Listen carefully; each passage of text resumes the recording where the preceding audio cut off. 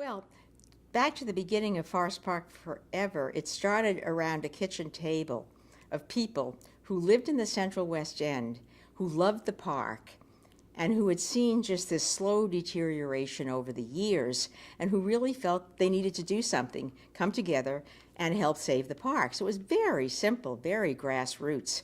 And that's how it started.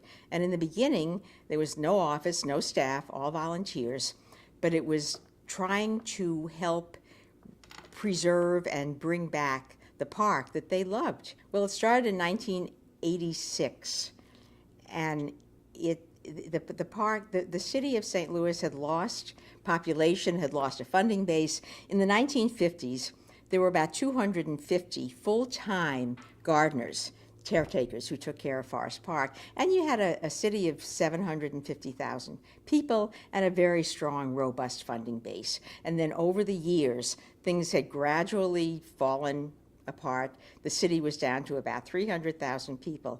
And instead of 250 full-time gardeners to take care of the park, we had about 25, and they were part-time. So obviously the park, and it wasn't, the park never, I have to say, it never was dangerous. It never fell into terrible disrepair, but it was tired. We had a wonderful advertisement we did on the World's Fair Pavilion when we were trying to raise money to preserve the pavilion, and it was pictures of the World's Fair Pavilion showing the cracks and the general deterioration. And the tagline was, "If you had been giving parties for 75 years, you'd be in rotten shape too."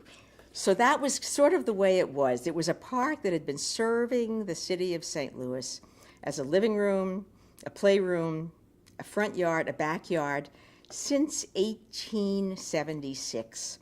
And here we are in 1986. It was tired.